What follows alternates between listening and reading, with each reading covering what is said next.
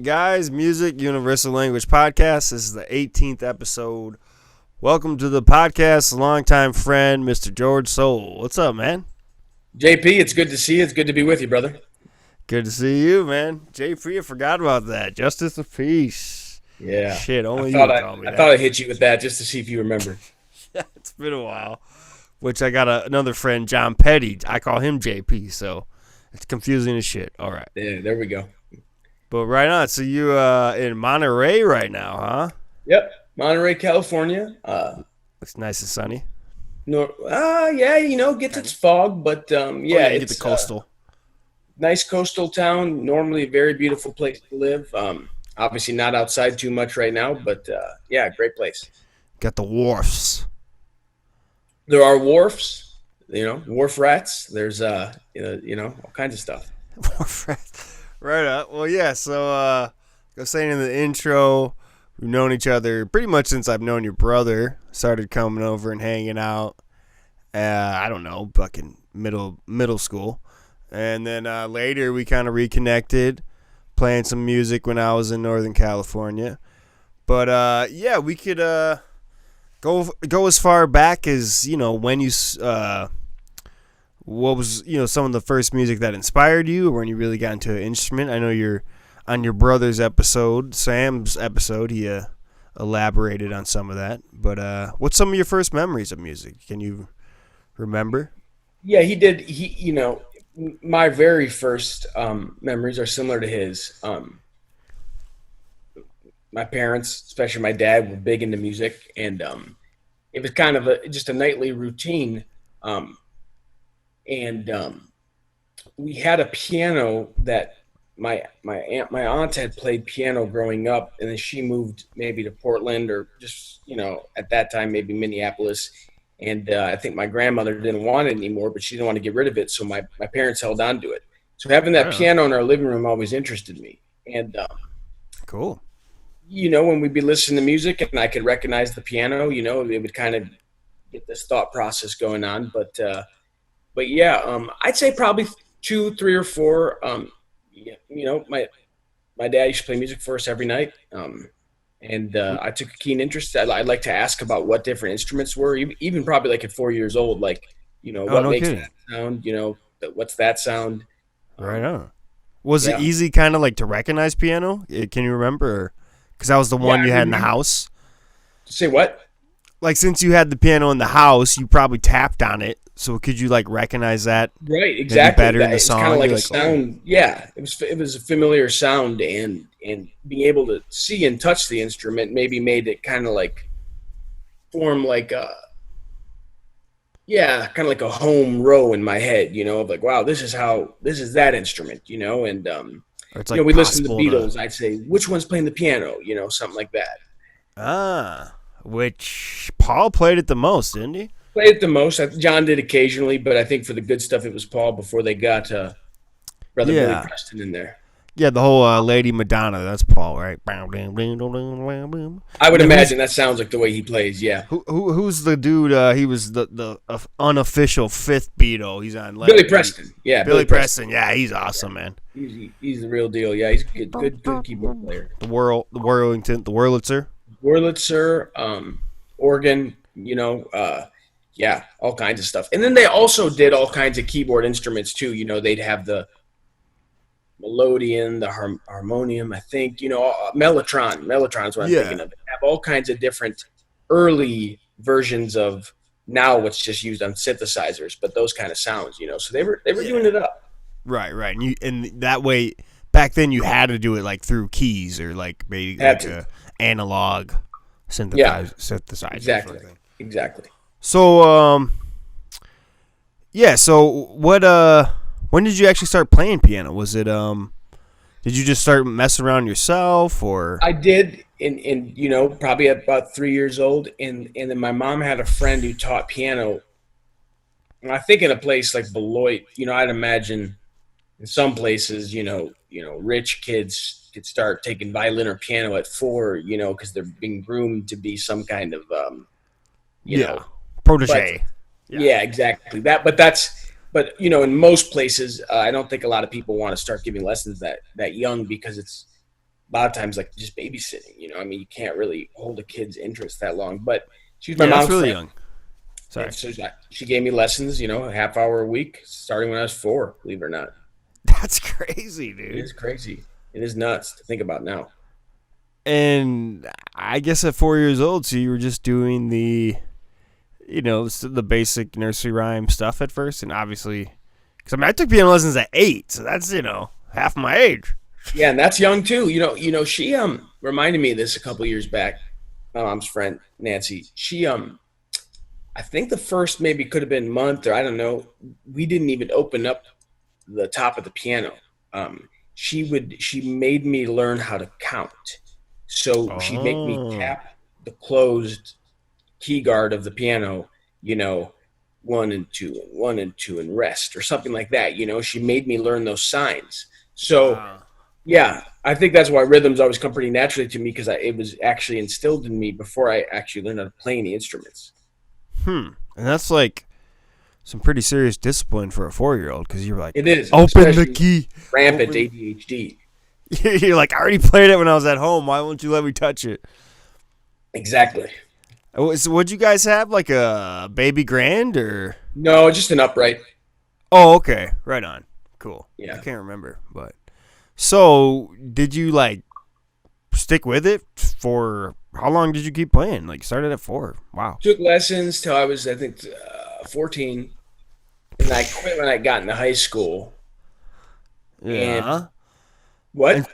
okay, and so through this time, like, did you just like start from classical and go all the way up to modern stuff, or? Actually, I avoided a lot of classical because I wasn't keen on that stuff, and I started with like jazz books, But Oh, like, cool. mind you, it's not like I was actually learning like jazz standards, but just Right. learning more jazz and blues, like theories or ways to Progressions play. and Yeah, yeah, yeah. pretty So cool. is that even almost like blues based if it's basic Yeah, jazz, which depending? is fun because at my recitals, you just see your garden variety, rich, white girl, playing some classical song, and then I was Paco one of the Bell only Cannon, ones, or yeah. you know, I was one of the only ones not playing anything like that. So I remember that was kind of fun. So she actually would teach that and even do someone younger. That's cool. So did you kind of like make that a point, or your parents did from the start? Like, I think maybe just because she knew my dad liked jazz, or I actually don't know. I have to.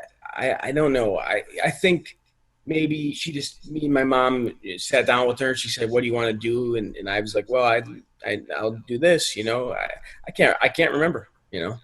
but either way, it was like for the best, because you would have lost interest if it was kind of in the I classical, wouldn't have maybe. been as interested. Yeah, I don't think I would have lost it, but it definitely I wouldn't have enjoyed it as much. Right, just a similar, like you said, when you'd see the other performers, you're Exactly. like, I don't want to do that. That's Exactly. cool, man. Okay. So by the time you're 14, what have you just played a little bit of everything by then? 10 years. Yep, I hadn't been as serious as I should have been. I'd only practice about an hour a week, and my mom would have to make me, which sucks because I like playing it. Um, but it just became one of those things. I don't know if it's just because you're a kid or whatever, but Jacob, your parents ask you to do something, it becomes tedious, even if you originally wanted to. I just think that's how the mind works at that age, or mine did at least. So, Oh, that's how I was with violin. Yeah, I never wanted to practice it. Yeah. right. Exactly. So I didn't practice as much as I should have. However, whenever there was a recital coming up, I would put the work in. Yeah, because I think I had very afraid of embarrassing myself. Right, right. And then I started taking guitar lessons when I think I was about 12, Okay. because I had when I got really into music, then I wanted to play guitar. Right. So you say around 12 you like really started to get into kind of like getting your own albums and whatnot, or Yeah, or my dad would get them thoroughly for me. listening to them.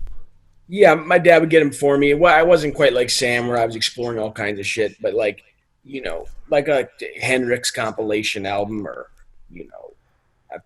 I like got a Sublime album. Think, shit, dude, you might have given it to my brother or me. Actually, come to think of it, Oh, I don't the know. self-titled one. Yeah, Probably. That's awesome. Great album. What That's a possibility that you gave that. Well, and if I did, then I got it from my brother. Because my brother got that, like, I think right when it came out, 96 or 7. So I was like 12. So I probably had it for a year, then gave it to your Sure. brother, then who knows. But, okay, so but before guitar, were you like, did you like learn, like the music you liked? Did you like, you learn Beatles songs and A couple, yeah, maybe somewhere in yesterday there? or something. Yeah, Yeah. Let It yeah, Be and maybe more when I got into middle school, I guess. Yeah. Before that, no, just stuff out of piano books, right? what And I was think was any of that like, you do like the boogie woogie or what's anything you might recognize, or was just like weird jazz or non-recognizable? sometimes, during the Christmas season, you learn, a Christmas song, but like a fairly, moderate to complicated version of it. Not like it Yeah. wasn't simple stuff, and it was cool because you're realizing, okay, here's the melody, but like they're actually asking you for some very different chord structures at the bottom, and it's interesting, and I think that helped form a lot of how stuff works for me. You know what I mean? So I was Mm. interested in learning it, but it wasn't stuff I wanted to like play for my friends or nothing like that. You know what I mean? I see what you're saying. So you're kind of like just interested in getting the knowledge and then Yeah, getting not better. knowing if you want to apply it later, but Exactly. maybe, or it's in your head. So maybe kind of like getting guitar, that was kind of the motivation. Like, I want to play stuff that's like what I listen to. Totally. And I categorically got interested in guitar because I became interested in being a musician. When you're an right. 8-year-old key piano player, you don't think of yourself as a musician. You just take piano lessons, right? Yeah, exactly. When I got into middle school and I got into some of these bands, I was like, no, I want to be in a band someday. Yeah. And you got acoustic guitar or I actually got an electric, Oh, and nice. then one of those things where I was struggling a lot with behavior in school. My dad made a very nice deal, what I bribe, which was like I think in 8th grade, like if you don't get any more detentions or Yeah, whatever right. until you graduate from 8th grade, and it was like March, so it really was like You're like, two oh, months, right? Yeah, yeah. I'll get you like a nice Fender acoustic and one Mm, that can plug in, and I was like, okay, and that was like probably the that's best cool. gift I'd ever received in my life at that point, and Yeah, and acoustic electrics weren't too common back then, so that was probably a little, or they were, not they as were common, I should they say. were people were getting into them, I think, around that, like, Yeah. those guys. Who are those guys that who's that screaming infidelities guy? I'm not ringing a bell. I mean, you You had, know, the guy that like Ben Burwell was like, Dashboard Confessional. yeah, that kind of Mm, thing. I think when people started hearing those true. kind of, they were like, I want a plugged in acoustic.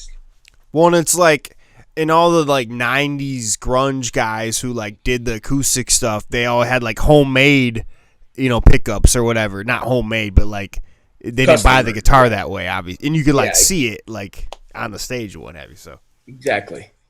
all right, cool. So, how long? So, you took guitar lessons, or you apply some piano knowledge, or Yeah, well, so that's the thing is, it was easy for me to get good at guitar within like a year because I've been playing instruments my whole life. But then I kind of hit a wall, and I really didn't new get better at it music? again until probably like literally like 3 or 4 years ago from now. Um, What do you 'Cause what do you mean you hit a wall? Just like well, I got small hands, and it's I got really good rhythmically at playing any kind of chord, but I just mm-hmm. couldn't do a lot of lead stuff, and it just didn't Right. speak to me at first the way piano did.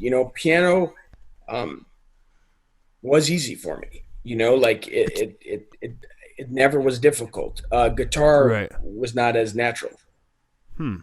When I would imagine, yeah, it's just a whole nother feeling on your fingers or your hands, just That's the thing too. especially If you doing have lead. small hands, and it took me a while to build those calluses, but even then I did. I mean, I play guitar all the time, and I could play any strumming song. But then when I got like in high school, I was like, no, there's so many guys who are better at me at guitar. I better get back to keyboard. Oh, I see what you're saying. So how long did you kind of like pursue guitar before you went back? You said For like about 2 years, and I never gave at up on it, but it 14. just it just became a clear, plan B. You know what I mean? Or like Yeah. it just became the secondary instrument. So it'd be like something you pick up and strum, but when you actually want to like write something or maybe focus on your lead licks or what have you. Right. But one thing about that is I always nursed the suspicion that's nowadays it's clear as day. I mean, there is not a doubt about it. But at the time, I didn't know. But I always had the suspicion it's a lot easier for me to write songs on the guitar than it is on the piano. Because I mean, Oh. think about guys who write songs on the piano, like Elton John or Billy Joel. That's not me, and that's not something I'm interested in at all.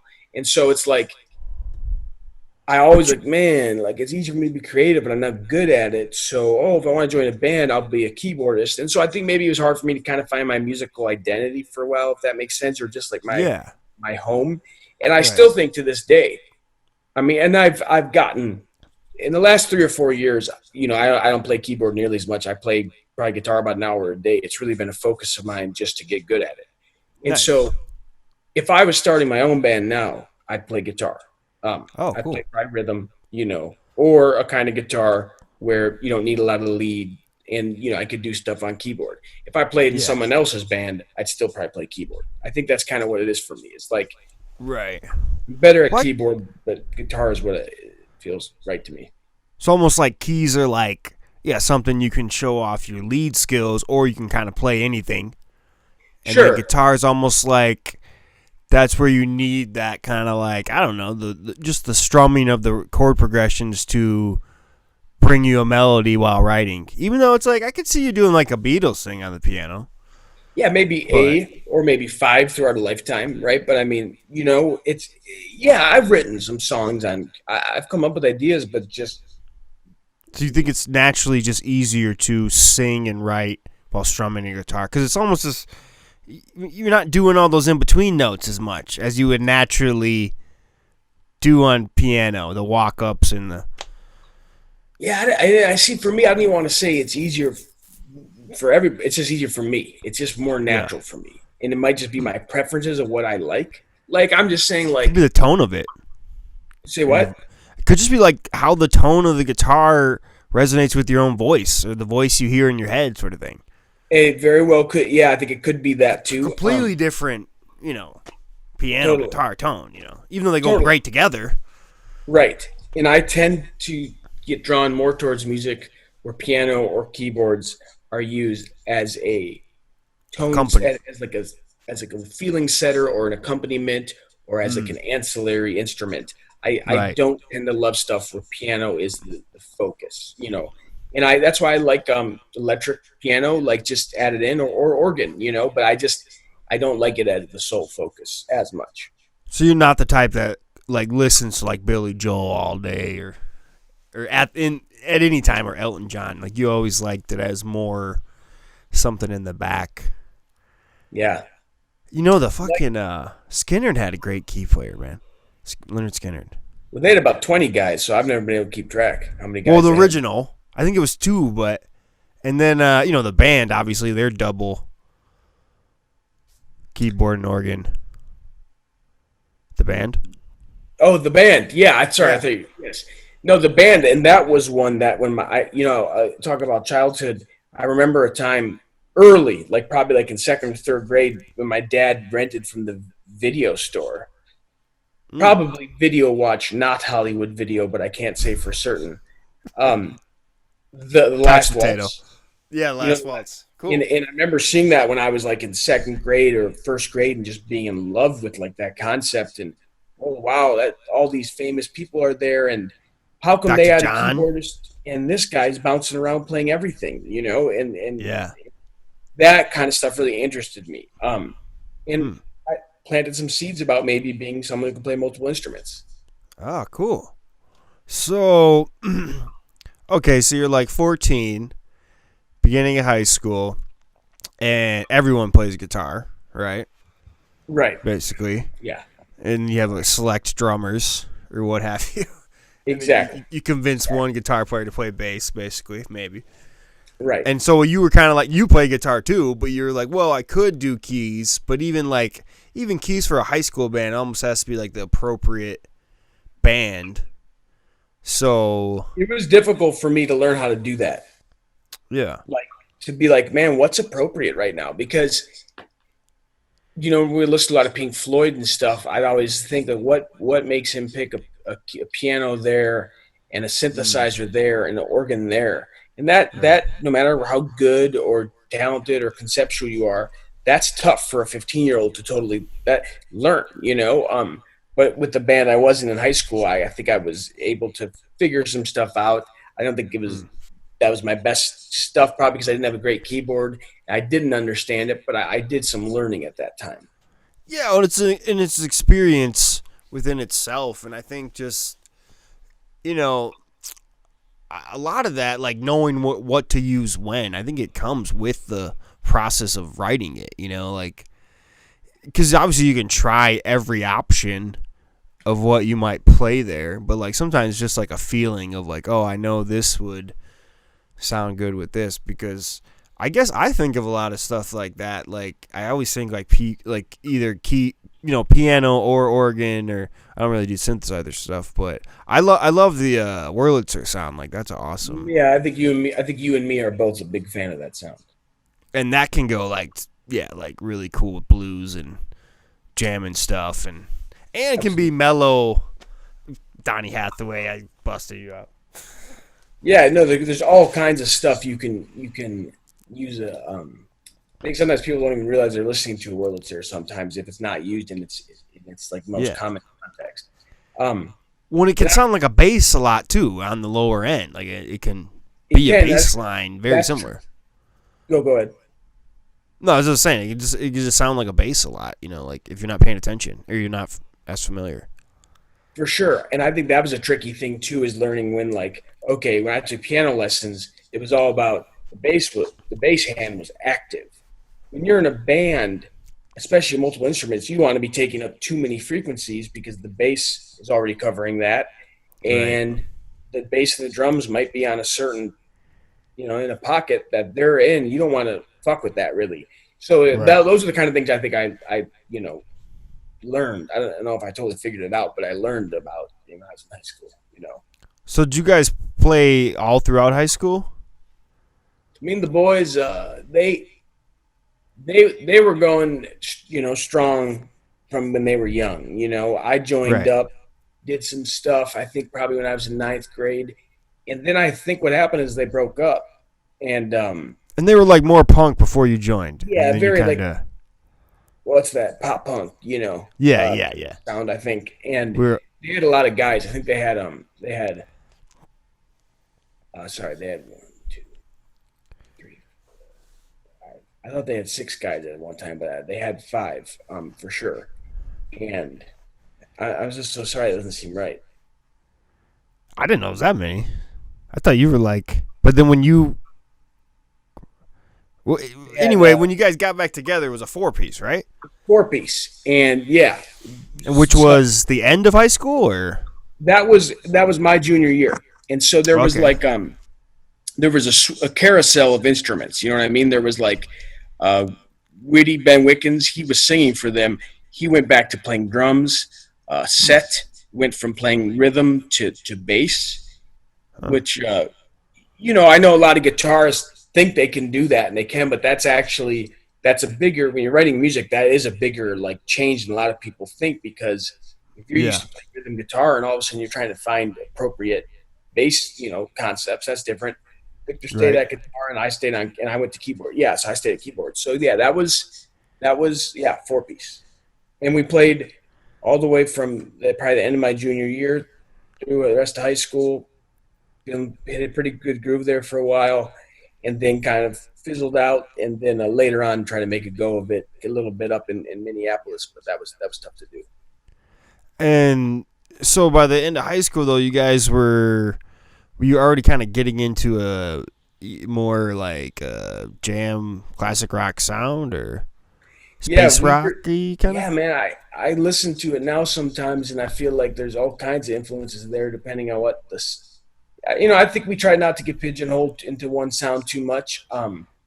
Bluesy stuff, but not at all like blues, like 12 bar blues. Bluesy in Right. the way, I'm not saying a Doors like sound, but bluesy in the way the Doors are bluesy, but you don't think of them Right. as a blues band, you know? But all kinds of stuff. Really, we had all different kinds of inspirations, I think, at that point. But, I think that's a good lineup. Drums, bass, guitar, and keyboards is a pretty good classical, lineup, and you can get a pretty full sound there. I'd love a second guitar in a lot of ways, but that's a good sound. Those four. And you guys had the one recording or At the that one time, yeah, we main? recorded one 8 song album that I think ran about 40 minutes. Oh, okay. So Mm-hmm. decent, slower songs, or just kind of stretched out, or Yeah, long enough. And maybe one or two were 2.5 minutes. Then I think one or two were about 7 or 8 minutes. nice. Yeah, yeah. And And go ahead. how much did you write of this? Like, were you writing any lyrics, or were you just No, I didn't accompanying? start writing lyrics until probably the last 3 or 4 years of my life now. 4 or 5 years. No, I did not write lyrics. I think at that time, Set handled pretty much all the lyric writing. And I did my share of music writing. You know what I mean? We kind of all took turns depending on the song. Kind of like I'm trying to think of a band that would be like, there are some bands Well, where, Doors is a good example. yeah, they could be an example exactly. So some songs, Set would bring it to the table, or some I would, some Victor would, and at that time, and later on Ben would too, but at that time, yeah, we just kind of took turns and we'd add on. So that's weird, if you were ever like, I always wondered about like how do bands figure out songwriting credits? If you're not with some prick like those guys from the Eagles or something, like if you're actually with guys who are not trying to screw you out of your life savings, Yeah, exactly. how do you come up with those credits, Well, right? Because if someone brings the basic structure of a song, but then maybe let's say the guitarist comes up with the chorus, you know, right. and the bassist comes up with the bridge and maybe something you're going to do. I wonder how people figure that out. But we definitely, we worked. It was a team effort. Well, I think it's yeah, I think a lot of bands they would if they were like legit or cool, they would just do it, especially four piece, you just do 25% each. I Split it think that's how it should be done. equally, but I think it's like to me it would have to be a band that A wrote like how you said you did it, everyone kind of contributes, or like B kind of like how the Beatles, like you purposely only know you purposely only write your one section. You know what I'm saying? So you're like you don't give the song much structure other than the See, lyrics that's or funny. chord progression. Because like Let's with someone, I think the difference is when like I guess kind of what I do a lot, like almost like hire musicians in a sense, but it's like I already have like a pretty full idea of everywhere to go, almost like a producer role right. on top of the. That's why it's almost like because they give you it's like writer, composer, and arranger. You have like three different That options. yeah, So to claim all three, I think you would have to have like you'd have to be telling everyone what to play, kind of like a Brian Wilson thing, right? yeah, As yes. opposed to like I just wrote the verse or the lyrics. Do you have a chord progression? And then because you could say like the drummer, like okay, the drummer just like plays what everyone's jamming to, but I don't know. It all depends on how it's written, I guess. Well, I think you're right, and I think that is like you take a band like the Eagles. Why there's been so much disparity because two guys did write most of the songs, but they're Mm. known for all those like guitar nerds who love those guitar licks. And guys who weren't the songwriters came up with all those guitar licks. So shouldn't they at least get 10 or 15% of the cut, and Glenn Yeah, Fry yeah. and that other asshole say no. It's all for Well, us. You guys are just so they're straight up like 50-50 between them two. They won't even give them. yeah, they almost seem like it's one of those deals where they just, were drinking together one night and made a pact like, I don't care who joins this band. You and I are going to say we came up with everything. we're always going to outnumber the other people. And if we think anybody else has the juice to ever argue with us, we're kicking them out of the band. You know, I mean, they And they kind of seem did. to run it like a tyrant, from what I've read. You know, Well, so what was the Lennon and McCartney then? Because they obviously were getting more. They'd split it amongst themselves, but when okay, they wrote more songs, obviously. But unlike I think the Beatles have always been kind of vague about that, just like they don't list who plays what on the back of their albums, because I think Right. they actually were a band, until the last couple of years. I think they were like brothers, and they didn't want to fuck around with that. I will say, well, they say what? they say the White Album's the first one where they all started writing individually, and it sounds like it. Like they would bring their own kind of solo songs to the studio. And that's why George brought more to the table for that. He was allowed to, I think. Right. So I think John and Paul. So let's say Paul would write a song, but he would bring it to John, and they would give it their treatment together. So that's why it was a Lennon and McCartney song. You know what I mean? But that also kind of later, when you could tell they were writing separately, they had to keep it. Right, yeah, I think they just kept it. I do think, unlike other guys, they still paid George and Ringo handsomely. You know what I'm saying? Yeah. And they gave them a certain amount of credit just because. And then George wrote a couple songs. I will say too, that's one thing also too. Let's say Paul and John wrote a song, but even though George, I think at first didn't play the biggest role always, he would have these sometimes simplistic, pretty memorable hooks, right? And to me, a fellow should get credit for that, and I think he kind of did, like he wrote the hook that brings that they play 4 times in the song, but it's the recognizable part of it. He came up with that. I think that's being creative, should at least get it cut. For sure. And I mean, but okay, so overall you could say you guys were the kind of band that everyone contributed. There wasn't like one core songwriter. No, like I say, at that time, though, Set was coming up with the lion's share of the lyrics for sure. As far as the music, I can't remember. I feel like that was just mostly a three-way thing at that time. If I had to guess, I would say, I just can't really remember, but I know we'd all bring different ideas of songs to the table, and then we'd work it out in rehearsal, Right on. And, okay, and so then you guys got out of high school, tried to briefly do it. You all went to school in Minneapolis, or some of you guys just went to live out there? So what happened is, and at first, like the summer after and the year after, we were still playing around Beloit a little bit. And, it really is sad because I think just due to our lack of diplomacy amongst the band and just our lack of maturity as individuals, we didn't have what it takes to negotiate the difficulties of being in a band and, other things, drug use and other stuff. We were just not very stable guys, especially me, and lack opportunity in Beloit. That's what it comes down to too, is I think all those issues, when I see some of the kids at the schools I work with out here, if there was a band at the school I work with at the high school around here with literally 1/4 of the talent and intent that we did, because no matter what was going on in their life, we did practice seriously, we took rehearsal seriously, and we worked our asses off on that.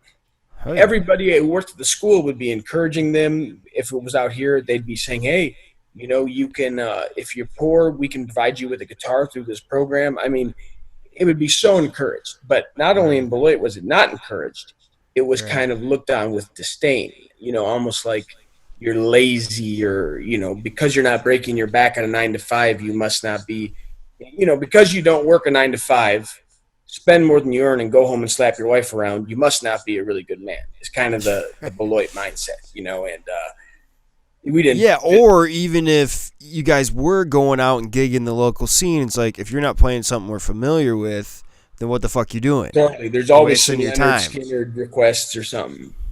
Right, exactly. But you guys did predominantly originals or all?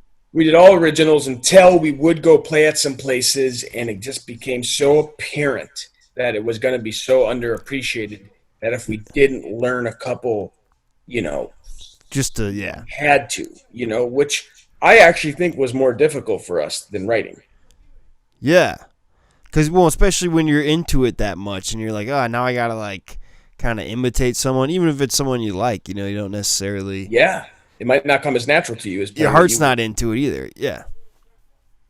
No, I feel the same way. Sometimes I feel like I'm still not even that great at covering other people's songs, and like people will literally just enjoy it just because they're familiar with it. So it's almost like it doesn't matter how bad you are at cover. If you can play something familiar, it doesn't matter how bad you cover it. Sometimes I don't know.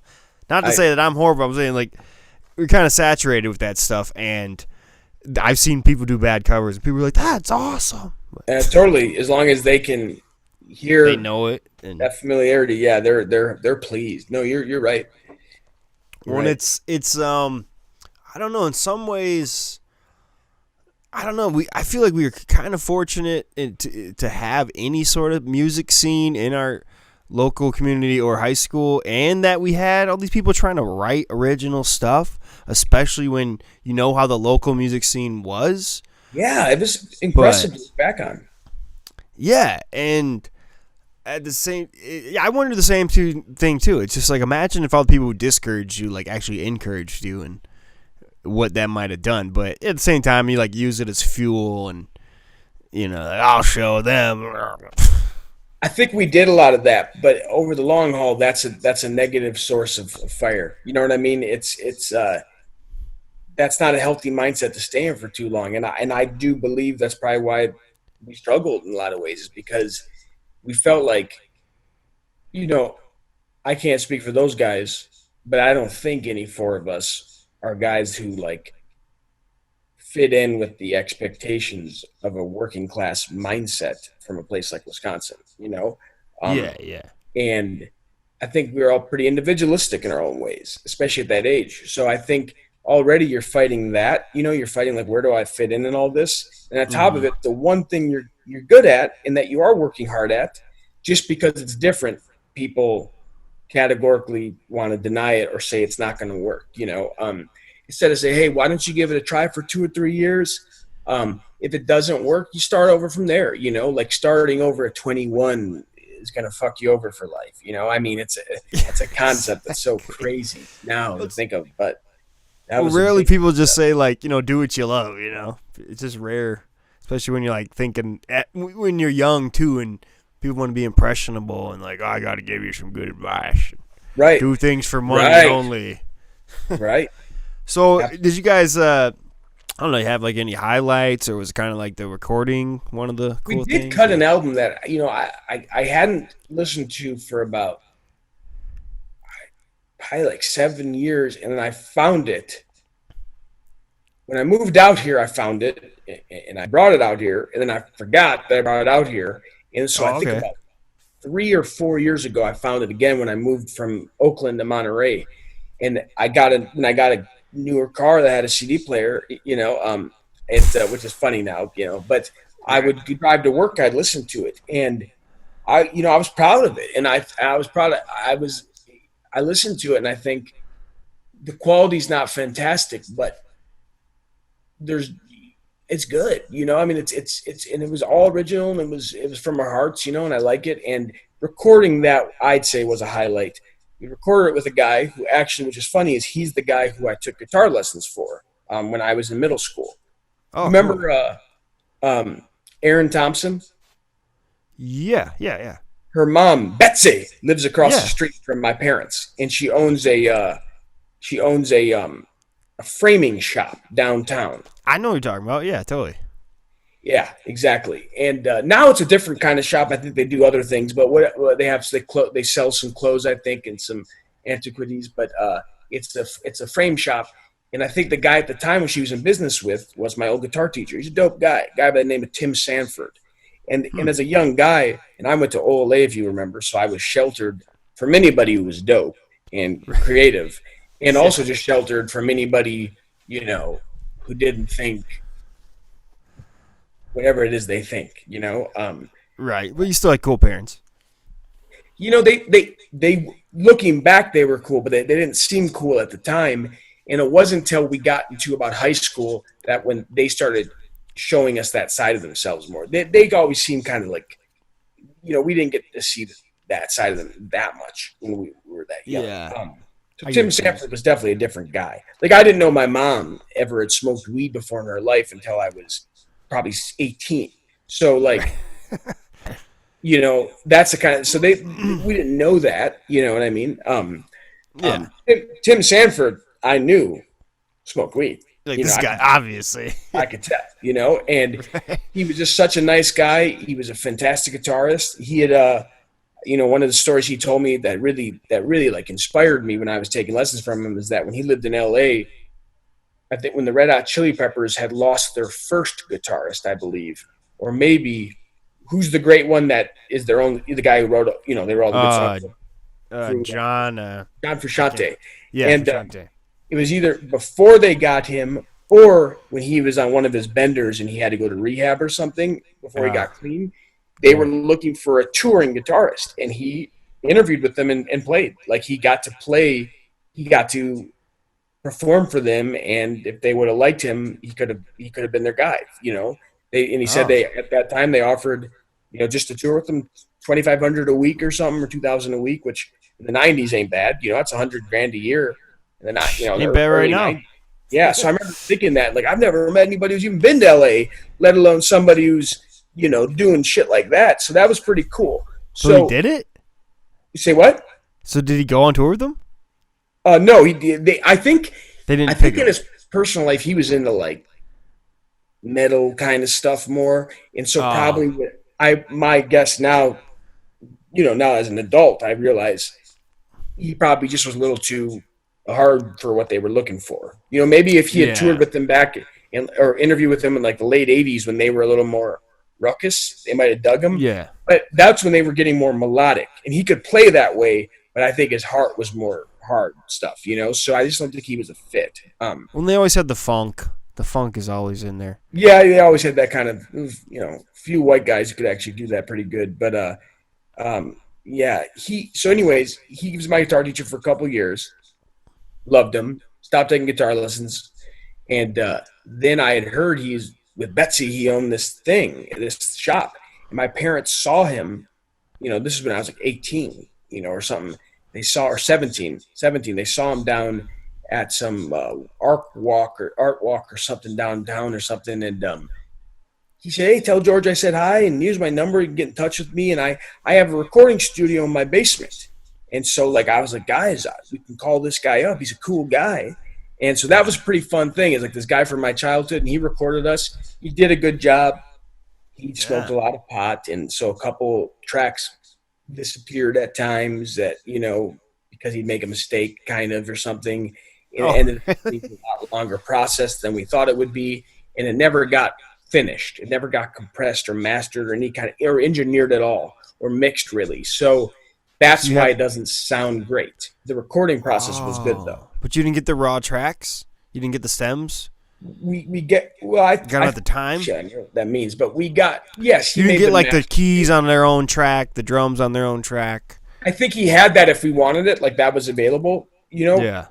And then, but we paid money we didn't have money, to like send it somewhere and get it mixed. And this was before tons of people were doing this at home. Right. And with all the instruments we had on it, we had a lot of keyboard tracks. Almost every song, Victor or Set even would do several guitar tracks. It was pretty layered, and then you got drums, and it needed to be compressed or needed to be mixed. And what'd you guys use? Do you remember? Was it digital or was it like an old school? No, he definitely did not have. He didn't have a computer. No, he had. He didn't have a tape. He didn't have have a computer. So okay, It'd be interesting, to get a hold of the stems. You could just mix it yourself nowadays, but. Well, and the thing is, too, is I think some of the things we did were not true. We probably cut corners at the time we didn't know about. If I remember correctly, I think for bass, we didn't even, like, plug in to the amp and get the sound from that. We, like, plugged in the bass right to the computer, which is why I don't like the way the bass sounds. It doesn't sound good. And I think Seth didn't know how to, like, he didn't, I think, have a lot of practice singing that kind of music in that setting, and we didn't Right. have ways to like bring his voice out the way I think a good mixer would. You know what I mean? So Or like, well, cause or he maybe wasn't used to like doing it separately. Like he's better at yeah, he singing was used to doing it live. live. When Yeah, they were younger. Like over multiple guitars. It's a different kind of singing. dude, I have to record like that. Or like if I record without playing an instrument, I like have to put like my own little monitor up just to get that kind of feel of a live sound. Because I'm just so used to it. Yeah, But yeah. okay, so Neil this Young's. thing this thing exists. What was the album called? Or was it called anything or just I think we self-titled? came out with some name. Figure it out. What a lame fucking name. You know what I You mean? guys were mutual disrespect that kept Yeah, that name? it's just one of those things that's like, you know, I think that's the kind of stuff we just struggled at was like getting like a look or getting what vibe are we, like it's like we're just writing these songs and we're pretty proud of them. Are we going to come up with some great name, for fucking beloiters? No, and I think so. We struggle with that kind of stuff. But yeah, um, Huh. you know, Well, again, that just comes back to like, yeah, like, what we're surrounded by, lack of opportunity, what you're influenced by. And we don't know. A lot of yeah, that stuff you figure out later. Figure it out. You figure it out later. Like, oh didn't figure yeah, it we out. could have been like this band more. We could have went this route, and maybe that's like a reason I like hold on to songs so much because like I can revamp them. Like I could do this better now that I fucking don't suck ass at it. So Yeah, no, for sure. years later, but No, sometimes I'll go back at a song I've written 5 years and say, well, that stanza does not sound good, but I like these lyrics now that I can treat it differently. I mean, yeah, you don't want to lose track of that stuff. well, and it's yeah, and that's almost just in a sense like I think I decided that a while ago, never to like rush something or like never just to like finish a song just to finish it, like just let it kind of like come to you eventually, and it'll work itself out because it's like it'd be worse if you like you record it, try to put it out there, and like you said, 4 or 5 years later, you're like, well, I could have done this instead, and then it's like, what do you got, an alternate version or something? Right, for sure. Yeah. But all right, so the band kind of departed or broke up by the time you're what, 20, 21? Well, I think right after, probably by the time I was 18 and a half, maybe we kind of had fizzled out. Um, We recorded and that when you were 17, you said. yeah, to be honest, I think we actually started when I was 16, because I always, my birthday is always at the end of the school year. All So, right.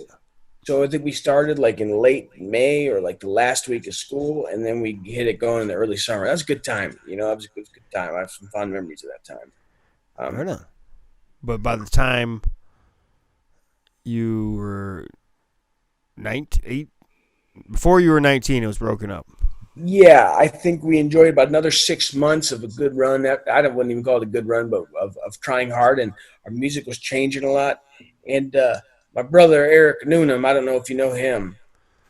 Eric Who? Noonan, he I don't owned think a so. place called Denali's. Remember Oh, Denali's? yeah. No, Delano, at least I probably know his face, yeah. Yeah, and he was well known and well liked around town. And what's funny now is he'd always had this dream of being an actor, and he closed up shop and he moved out to L.A. and he is acting now. Working He's actor? in things. That's cool, man. Yeah, I even saw him like he was like had a couple minutes of screen time as a bad guy in a fucking Stallone movie. So What? that's fantastic. I mean, Hell yeah, dude. um, but he's a good guy. He owned a couple businesses, and we worked. Some of us worked there, and he took a liking to us. And so above Denali's is where he lived, and there was a long hall where back in the '60s, probably it was like a parlor room or a ballroom, like not a parlor, a ballroom or something for Yeah. downtown. And he let us move all our stuff up there and Huh. practice. And since we all had jobs, we couldn't practice during the day, and we couldn't keep practicing at the Milwaukee Road place, where everybody practiced, where the Wiccans lived, where everybody practiced down in that basement. Oh, yeah, yeah. we couldn't keep doing that at 2 in the morning, because Ben's mom lived upstairs, and that's a residential area. So Eric let us move our stuff in there, and at like midnight, we'd rehearse till like 3 or 4 in the morning. It's downtown. No one lives downtown, so No there's no kidding. noise complaints. That's cool, man. And you were Yeah, like 17, 18, like hell yeah. yeah. You I was got the at energy JT. I for just it. graduated. He kind of managed us for a while. He really, he helped us out. He did a lot of good stuff. Um, and that's when I think we played a place like in Rockford, maybe. I can't remember. And then we just couldn't get enough interest, and life happened, and kind of fizzled out. And then we tried to make a go for it up in Minneapolis later on, and that was tough because Victor didn't want to, and he was the best musician in the band, so that was hard to make up for his absence. And I still say we write some good stuff at that time, but we just couldn't organize a band like that was cohesive. Huh. Interesting.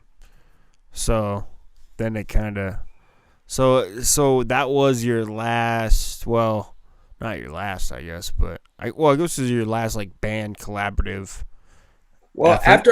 after I got sober, so I got sober when I was 21. After about a year of that, I met a guy, Mac McKern. He's older. He's literally like my dad's age, and Mm. he was kind of a mentor to me because he's sober too, and he's Oh. he was a singer. He had traveled around, done a lot of stuff when he was younger, and so him and some other guys, we collaborated and we wrote some stuff. And kind of right when we were getting going, having some fun, and just finding a fun groove is when I met Nina and ultimately moved out to California. So, Oh, I yeah, got. So how old were you when you moved from Wisconsin? I know you're that young. 23, yeah, I think I guess yeah. It's been 7 years, or 31 no, now. So, eight yeah, years. yeah. Holy wow, time flies, crazy. Okay, and so Matt McCurtain, what were you writing with him? Just kind of, what was he doing? Guitar? Anything, ballads, anything, Was he writing the lyrics or? he's a lyricist, yeah, for sure. And so I'd write a lot of the music, and we had a couple other guys, closer to his age, play other instruments, and so it was a different experience being with some older guys. But we still just had a lot of fun. There was a good brotherhood, and I actually think we came up with some good tunes, but we never, we didn't. It's just slow moving, and it's hard to do stuff like that around there. So it was a good time, but it was short lived. Did you guys do any gigs or We did couple of several to the what's it called? different places around Down. Beloit. Yeah. What's the name of that? What's the name of that bar that Kevin Singles' dad owned? Oh, Gun Club. That's the one by my house that burnt down. It's the one he owned afterwards, way out on the west side. But I've definitely played at the Gun Club before it burned. West Side. I don't know. I always went to dive bars for that time. No, it's like a nice one. Liberty Inn. Liberty Inn. It's Oh called. yeah, yeah. That's right. Yeah. So Mac was friends with Kevin's dad, and so we definitely played some shows down there. Cool. Right on, Yeah. man. So I nothing really. too big. Then I moved out to Oakland. A couple brothers I met over there. We definitely played in like a jazz band. For about 6 months, I was with them. Not a lot of originals, so I didn't love that. And these guys were players. And although I like keyboard and I'll play, I just don't think I'm good enough technically to play in like a jazz band. You just have to practice so much, get everything right, learn all these chords. And I did that, but it didn't do it for me. So, and then I Hmm. played with you when you were out there, several times, and that's about all I've done live. I've What? That's all your live performing? Yeah, I haven't done tons of live performing. Um, Around here, sometimes Nina's hosted a couple like art shows or done some things at a couple cool spots where I've provided the music. Maybe either by just playing guitar for the setting, or a couple times I've got my keyboard and done some pretty cool shit. Just like this woman she was working with wanted to make this cool spot. They had it all lit up and all this cool stuff, and she wanted some kind of ethereal sounds. So I did that. Right on. That's cool, Yeah. man. So what was the jazz band you played with? What were they called? Do you remember? Which one are you talking about? The one in Oakland. One in Oakland was called Loafers and Sneakers. Loafers and Sneakers. And you just did a couple jams with them? What? You didn't actually perform live, you just jammed with them?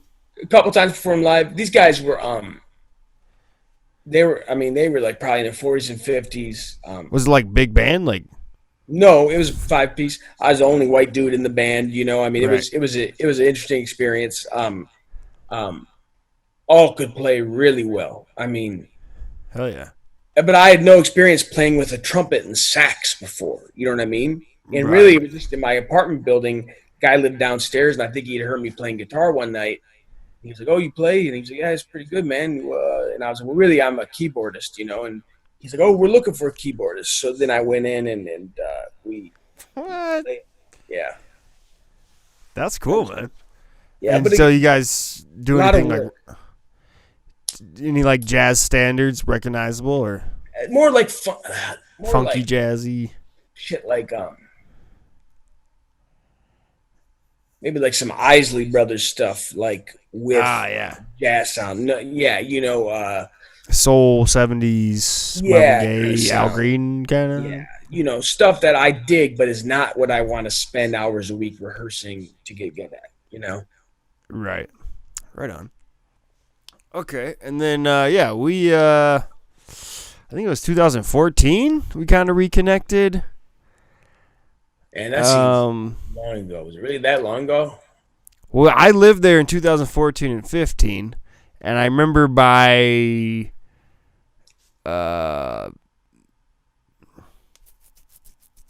I can't remember honestly. I think we actually played more in 2015. Well, 'Cause you come out I there a was like- couple times to visit. We might have played, and then when you lived out there, I definitely came up and met you in. When we used to play at Jasper's What's that place, Jasper's? in What's that place called? Sebastopol. What's the name? Sebastopol. Yeah, where all my yerba mates are made. You know yerba mates. Oh hell yeah, yeah. No, I used to get them super cheap from there. I know. Can Can you get find 'em them out? like, you get them 12 packs. Yeah, you can get them out here. They're just more expensive, so sucks. Do I need to have Amazon bring a pack of 12 to your doorstep during the crisis? That would be great, but no, I just got some. But no, they're expensive on Amazon. They're more expensive on there compared to like my co-op or local. Co-op. No, that's why I've stopped. I won't do that now. I just I got loose leaf. I got like tea version of it, so I can just make tea every day. I got hooked on the mint ones, and Yep. I love that shit. Me too, brother. But yeah, it's made out in Sebastopol. Yeah, so no, we played out there. We had a good time. Well, I was trying to think. You used to come there like, what was it, twice a month for like, was it like 6 months or was it not? Doesn't she? I think It was can be every more other like once Thursday. Well, I it was think it was once a more- month. I think Maybe it was I more- was there twice a month. Yeah. And you would rotate Yes. every other. And that was fun. And that was We'd always- stuff. Besides this noodling around at some art shows, that's the last I've played live, I believe. Cool. And that was kind of the main place we did. You did do, Played at Bob Weir's joint. yeah, we did the Sweetwater Cafe, which is in Mill Valley. Which, That was fun. yeah. Apparently they don't do the brunch shows anymore like the one we did. We did like a early Saturday afternoon sort of thing. I guess they Yeah, don't do it anymore because they complained about sound and the neighbors. But they actually have a really good venue Old rich inside. white people, they always find something to complain about. Yeah, no kidding.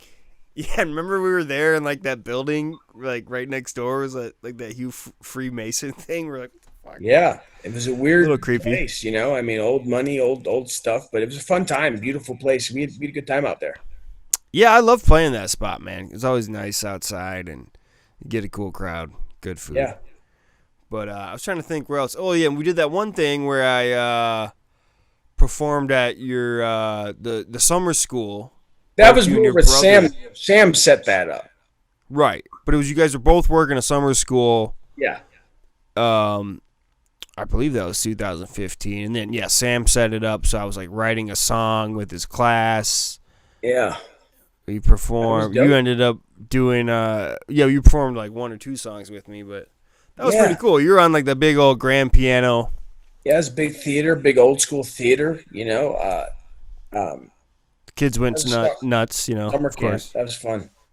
Yeah, man, that was a really good time. Yeah, But for I was trying sure. to think. I guess that was the main spots we played together. Played Well, once or you played. twice downtown San Francisco. I can't Oh remember. yeah, we did that place. I can't remember what it's called, but yeah, I know what you're talking about. Yeah, And can't remember, brother. Like you said, it's well, we. 5, 6 years ago already now, which is insane. I know, man. I miss being out there too. And the last time I was there was it was briefly 2017, but 2016. I think that was the last time you came up too. That was with my buddy. Played at Occidental. Occidental Ox- was a place we played a couple times. Yeah, the Center for the Arts. We did a Yeah, benefit show for my yeah, buddy who had this accident, and then you yeah. played there like a year before. Yeah, I did the album release show for my album Harvest Time, and I think you're on four, if not five songs. I want to say on that album. Okay. Yeah, Yeah, yeah. so That which that's I the first time we played there. yeah exactly, Yeah, yeah. and yeah, I always like that material, man. It brings a whole nother vibe to the song, and it's like I guess I could attempt to like do keys myself, but you just obviously have a more natural feel for it, and I don't know, you come up with some like really cool melodic licks and whatnot. Yeah, that's nice of you to say, brother. Yeah, those good times. And that's probably the last time I've been doing stuff like that. To be honest. But yeah, those are fun times and came up with some good stuff. Yeah, man. And that's you had how long you had that Korg keyboard? That's a Nord.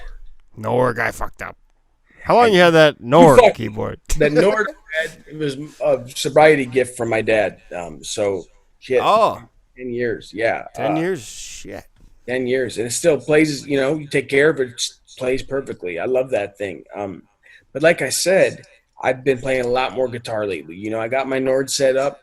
I played about once a week, but really, it's just I spend most of my time just playing guitar. Because that's when I lived in Oakland, I didn't even have a ton of space, like I told you, to set up my keyboard great. And Right. so I play guitar more. And then I just got used to it. And then when me and Nina moved down here and we briefly moved in with their parents, definitely didn't have any place to put my keyboard. So, Yeah, I it's just kind of pretty got used big. to it. Any human being just about has room somewhere to play guitar, right? Yeah. Even if the acoustic's like a little bulky, yeah, that's the beauty of it. You don't have to plug it in. You just pick it up Yeah, and strum, exactly. and it's fills up the room and what have you. But well, that's one thing about that keyboard though. That thing sounds good enough where you can just you can record directly out, just plug it right in. When you It's got the stereo, right? good memory. And that's a total different concept than what this guy did with the bass guitar. That Oh keyboard yeah, is built to plug it's like a preamp. directly into, yeah, it's got all that stuff as long as it's stereo and you have it plugged into both sides, because a lot of the sounds need to oscillate back and forth. um Mm. but with a bass, I mean, that's absurd. I mean, a bass has such a broad wave of sound, it can't possibly be created. It comes through the amp like that. And we had a good amp too. Our buddy Mike Sens, bless him, one of the nicest guys ever. He just let us use his bass amp. It was really nice at that time. And it's too bad we opted to follow the instructions of just plugging right into the computer. Yeah, right. Well, even if yeah, because a lot of bass amps have the amp out. Even if you did It's that inexplicable. or It's inexplicable. I don't know what the fuck, how we got wait, so is Mike Sens? He has an older brother, Brandon Sens Brandon. Who the fuck is or Brandon? Jason Sens? Sorry, Jason. I just want to know, do you know a human being named Brandon? Is that what I said? I Yeah, think you Brandon from the Canyon. Yeah, I don't know what Jason Sens. He's a younger brother named Tyler. You probably wouldn't know him. I mean, My yeah, brother maybe was friends with Mike. Mike Sens. He's a really nice guy. I actually went to Olay with him. He's just one of those guys who's, you know, Well, I was talking about Brandon Payton. He played with the guy bass, last name Sens, so both from okay. Beloit. It could be. It could be. And Mike's just a sweetheart. He's just a really nice, generous guy. And, he was friends with us, but it's not like he had like a best friend in the band. He just let Right. us use it. And what's funny is because we didn't ever shit together. Actually, a lot of that stuff was written and come up with Ben playing your brother's drum set. Oh, really? Yeah, because your He just didn't have his own together? what? He didn't have his own set together? Because remember, like I said, like before I joined full time, Ben was singing. A guy named Josh Druding, who actually got me into the band, was playing drums. He's a good drummer. So when he went off to college or quit or whatever, he of course took his drum set, right? And so when we were thinking, Ben, we're gonna have you play drums. I think his drum set just wasn't up to snuff. You know what I mean? And so Right. your brothers might have already been set up there for some who the fuck knows why. But we asked Matthew, could we borrow it, and he did. And then Mike Sens let us borrow the bass amp. Because didn't play bass, right? He played guitar. So we didn't have that stuff because those guys had left the band. Right. That sounds about right. I mean, my brother played with a couple of those guys earlier, but dude, your brother might have actually played with Mike Sens. Yeah, exactly. When Nate Tilley, they had the exactly. Wieners. Yeah, but not even when they, but later on with that Zach Morris. Oh, okay. Saved so by the Bell. The guy from Detroit spells it differently. He spells it Zaque, but you know the guy I'm talking about from. Yeah. Well, see, I think my brother's actually naturally a pretty good drummer, but he's a good drummer. It's something like that. He didn't give a shit. He just leave it somewhere and. He just never seemed that interested in being a musician, but he kept time pretty well as far as I recall. Yeah, no, I mean him and Mark, Mark Wessing, they used to go to the same drum teacher up in Madison. He was like super skilled, awesome drum teacher. So sure. Mark's a fucking incredible drummer, but he's kind of the same way. Like you have to like get him to do it. It's like, I think he doesn't have the heart for it, even though he's really good at it. Well, some guys struggle with things and I think Mark, when he puts his mind to it, he's one of those guys who's almost like a savant at it, right? He can play things that other people wouldn't think of because their minds don't move that fast. But right. Well, and some things just like music just comes a little more natural, but maybe that's even the process of like staying passionate about it. You almost like can't be a prodigy right away, so you like it's like exciting to improve. You know what I mean? Yeah, sure. That's why I'm proud of you for staying with it and stuff, because it was not encouraged where we come from. So it's like, no. Yeah, it's good to stay with it. And some of those guys who might have been good off the bat just took it for granted, like you're saying, it's possible. Or maybe they met with difficulty and just thought it wasn't worth the headache of having parents always complain, you're not doing anything with your life. Right. I mean, not everyone's built for that. Yeah, well, and that's...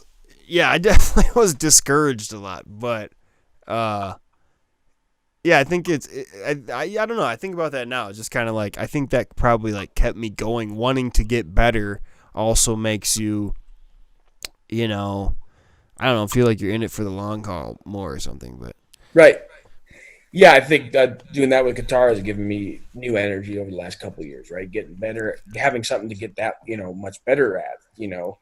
Right. Yeah, totally. So you like writing songs, or you just kind of strumming, or? No, I write a lot of songs. What's a lot, man? Come on. Let's hear George Sowl original. The last couple years, I probably have a good 25 I feel pretty good about. 15 I feel good about, I think I can put 10 down that are completely finished. I feel fantastic about. Problem is, I'm not a great natural singer. So it would behoove me if I found someone with a voice I really liked. It would be great, and my voice might be the final frontier for me to get better at it. I mean, a lot of guys that you and I grew up listening to got better singers as they got older. You talk about that, like the Red Hot Chili Peppers guy. He didn't actually have a good voice till he was like in his late 30s. Then he could sing really well. Yeah, I mean, even like, what the fuck's it called? The Blood Sugar. It was like he was just almost like starting to find it in a sense. Yeah, he's just like doing some funk shit. There's a lot of. I feel like there's a lot of '90s. Maybe it's from every era, but they're like right on the edge of like they're almost out of tune. They're almost like you can tell they're faking it. And then like later, like, okay, you found it. You got your tone and it's all good. But it's almost like it was part of the culture to like not care as much about maybe those Yeah, it's that details, kind or of grungy, that was kind of like grunge and punk rock. garbage feel. Yeah. But even though it's like, like fucking the Green Day guy, he fucking sings great, fucking punk rock. I don't think that guy sings great. I think Well, he that sings in guy's tune. a fucking moron with his nose plugged. He sings in tune, He does sing in tune. That's a good and call. he never like was like had to like it wasn't obvious that he was like bad at that or like not good at that. I don't know, but Right. No, he reached it early. Bradley Noel was a guy who seemed to be naturally able to hit notes very well, even though he had like a different kind of sound. yeah, even like he like busts into rapping and stuff. And that's what I've seen stuff where people say like he would do that like every time he play it. Like if he's like in the living room with you, like he would sing it like he's playing it live. It's like, oh, okay, well, you Yeah. could whisper it right now. Interesting guy. Yeah, for sure. So yeah, that's kind of maybe the final frontier for me is hopefully learn to sing decently or get someone who can sing with me. But yeah, I've been writing a lot lately. And Well, you're saying maybe that's the next challenge that'll inspire you to keep doing it. And obviously, you probably like, especially if you have songs finished, what the voice you want it to sound like in your head. It for just sure. isn't coming out of your vocal cords yet. But I mean, shit, man, I'm like living proof it could take like a decade. Well, I'll never forget the time when you came over or something in high school or something, and you told maybe my brother or Matt, you were like, "Dude, I got a new voice. I'm gonna sound like the guy from Rancid." Did I say that? Come a long way from there. Well, That and it's guy. Oh, and that's the trip about it. It's like I swear from the beginning I always had, in my head what I wanted to sound like, and it hasn't been till like even the last like 3 or 4 years when I even just started to get close. Even the last like year where I'm like really getting close.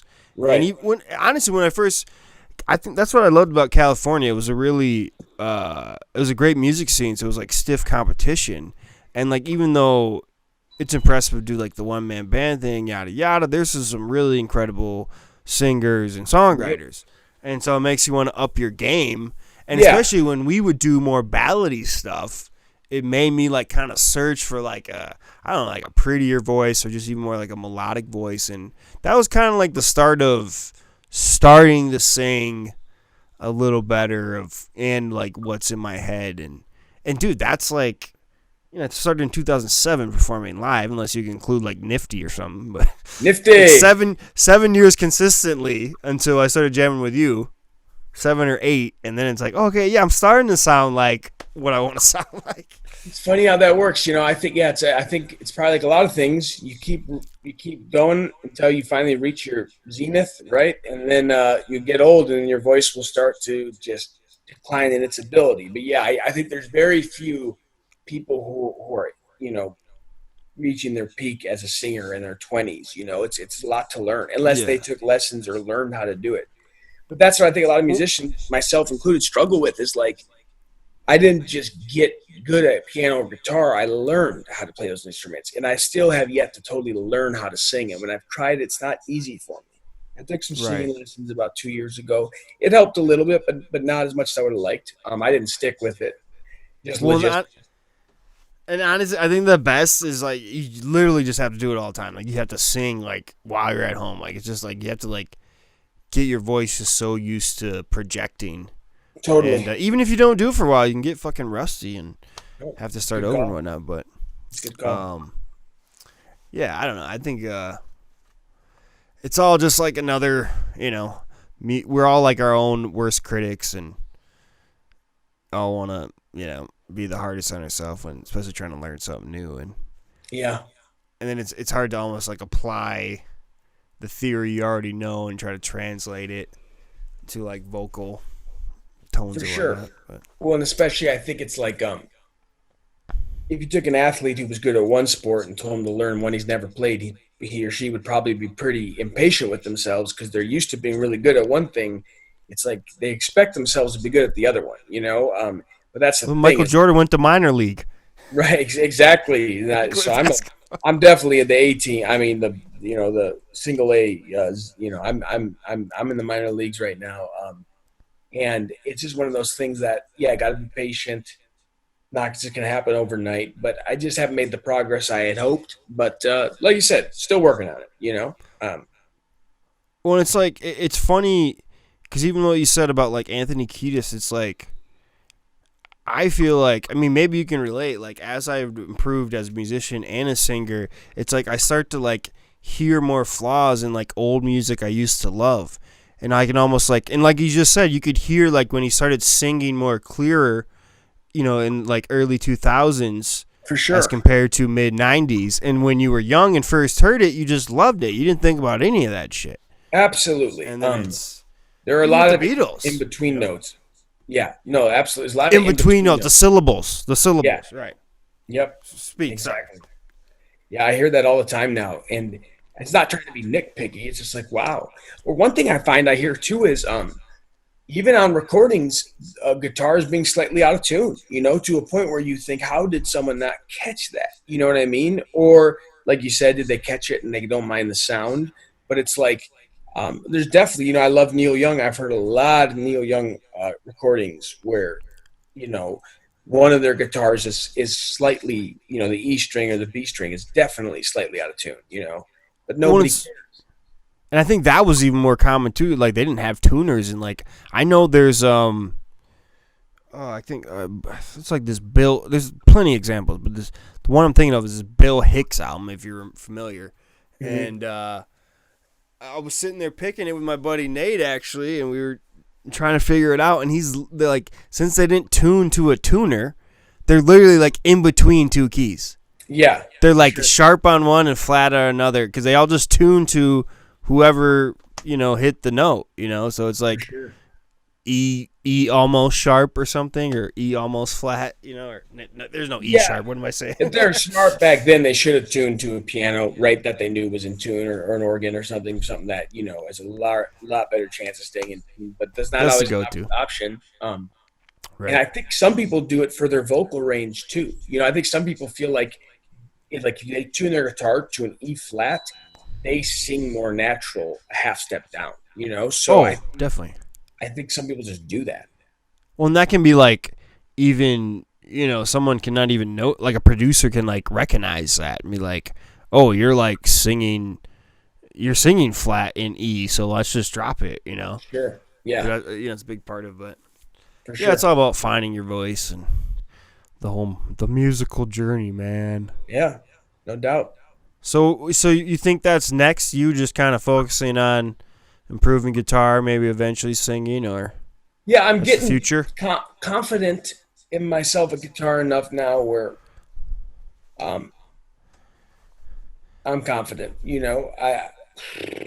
I'd probably be just as confident playing guitar live as I would keyboard.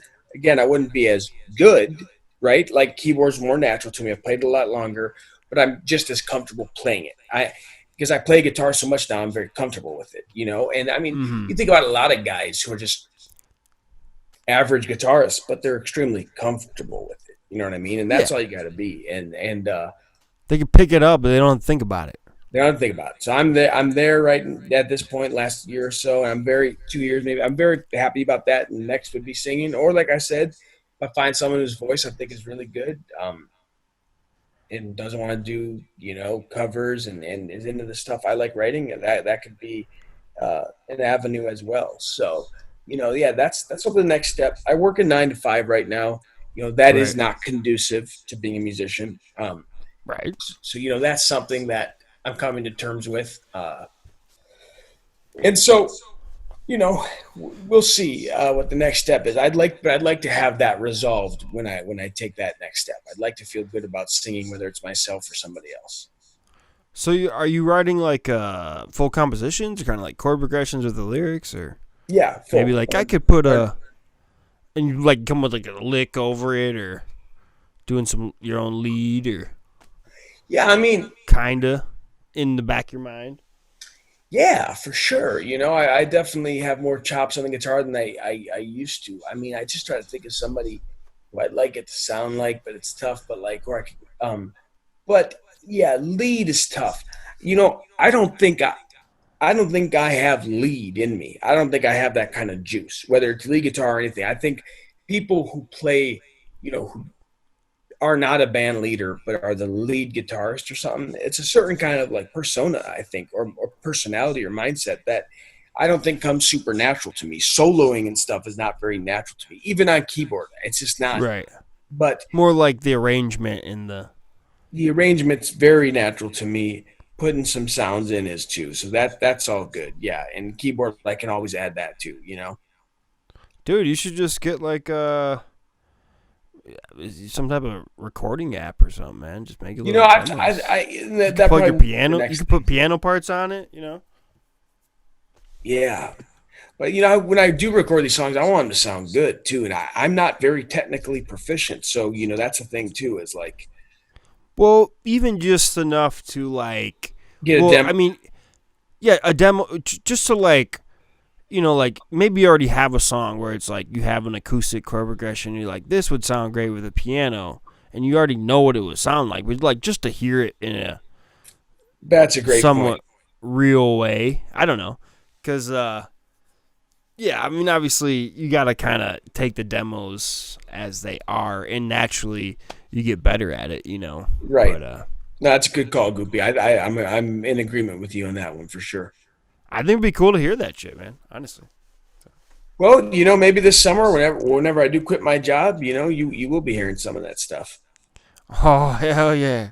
Because hell yeah, because I do have I don't know my exact plan. Obviously, times are more uncertain and hard to plan around than ever in our Right, lifetime.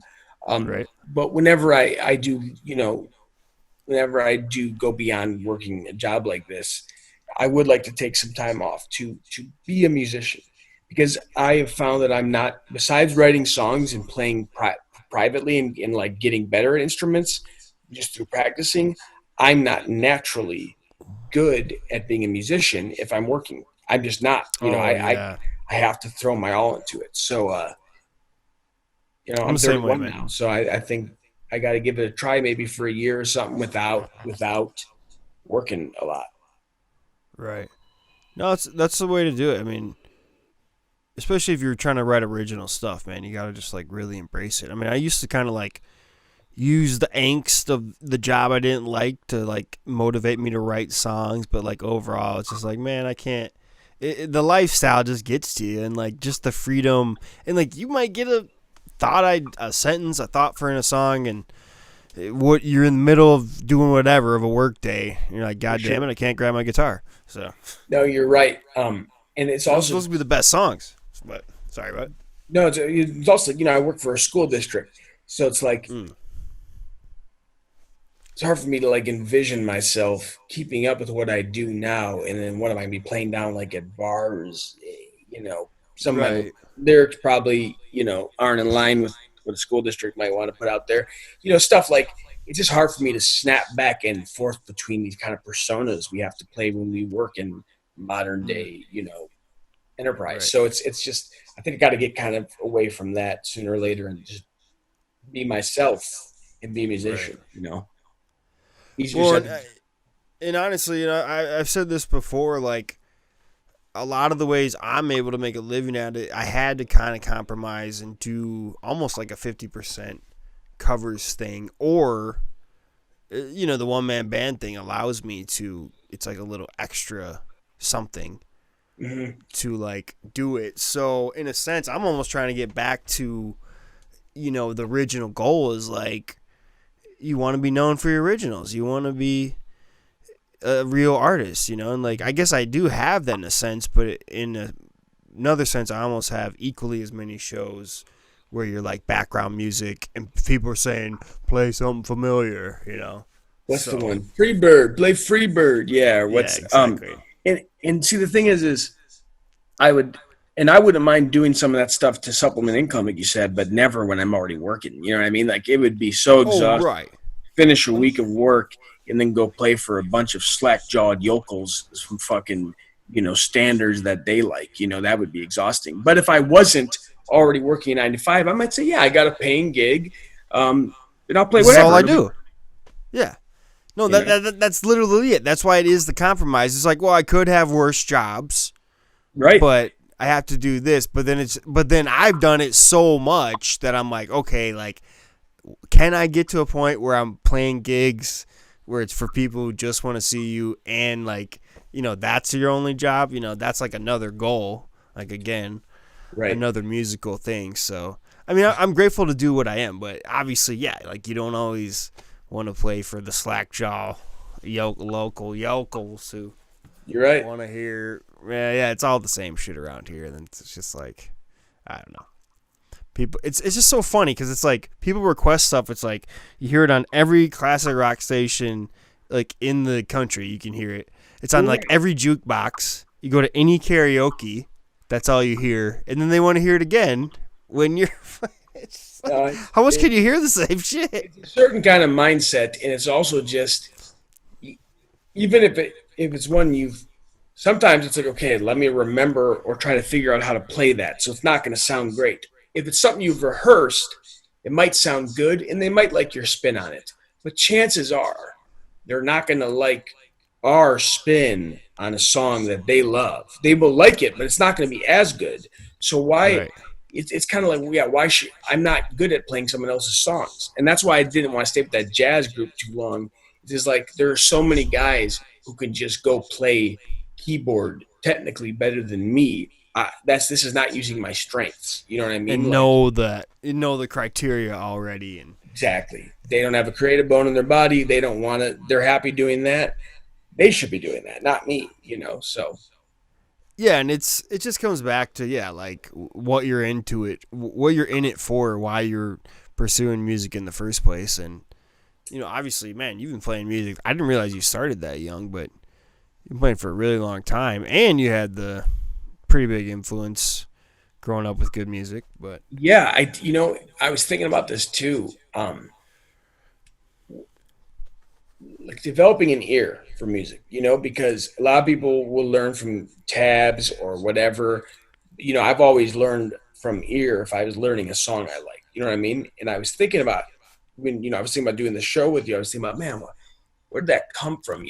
And I remembered one thing I always loved doing from a young age was like comparing a song from two different bands doing it. So like, my dad would have these albums or CDs of like, Mr. Tambourine Man, and I'd be like 4 years old, and I'd be like, wow, this version from the Byrds sounds so much different, and I was like obsessed with that. That was like a thing alternate and just obsessed with.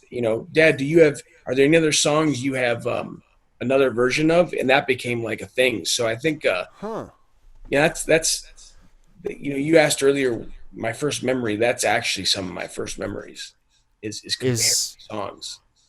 That's really cool. And they're not always in the same key, obviously, but no, they're not. They're not. How the melodies are still, obviously the lyrics are the same, the melodies are like shifted to the key, but they're still the same a lot. Exactly. I think one of the first ones I can remember is like Heard It Through the Grapevine, Marvin, yes. And then like Creedence Clearwater Revival did a version. And they're very different. Fucking love that CCR version. Yeah, they're very different versions, and I remember just being like, "This is so cool," And are they the same key? They're both in D, right? I can't even recall, but they're just so different. And then you got the fucking Talking Heads version. Yeah, that's Take Me to the. Have that one, No, that's Take Me to the River. Sorry, I'm confusing that. You're thinking of Al Green, Take Me to the River. Yeah, very very similar groove. Yeah, it's that feel. Well, the CCR one is totally like putting a stamp on it. Like, this is how most of our songs sound, anyways. We're just doing this song because it's that. Right. Yeah. Exactly. Total CCR rhythm, but totally. Well, and yeah, and that's a cool game to play when you're young, I guess. Yeah. And then just to think about, like, there's alternate versions of songs. I mean, tons of people covered Dylan songs back in the day that were, like, sounded nothing like him, but just great lyrics, Exactly. But I actually really like doing alternate versions of, like, my own material, too. Yes. People do that, and it's really cool sometimes. I love that. Yeah, like, Dylan did that all the time, but, like, sometimes you just have, like, a reprise. It's more like an instrumental. Well, like the Sometimes you Sergeant just Peppers or whatever has got a reprise that, and that is like a different version, you know. and I kind of like that a little more. You do it. You just it's literally an alternate version of it. Sometimes you can use like the same lyrics, but at least like change up Right. something about it and give it a different. Be as simple as acoustic version of a full band song. Oh yeah, like Neil Young, you know, did the good one. Like, hey, hey, my, Mr. you know, Soul. like there's, you know what I'm Oh, talking hey, about? hey, my, yeah, that's class. And both of those are like equally as popular. You know, like Yes. people love both versions. Yeah, that I didn't hear till I was older. I think my dad got that CD when it got remastered, like when I was probably like 12, and he played it for me loud in the car one time, you know? So I was like, oh, this acoustic's really cool, like 12-string strumming, like really cool. And then the other one is like, yeah, it's nothing really like it, you know? So that kind of stuff always really intrigued me, you know, different versions of songs, whether by the same artist, like you say, or by two different artists or artists who never even met each other, you know, which is always unique to me. Right. Well, I think it's just cool to like.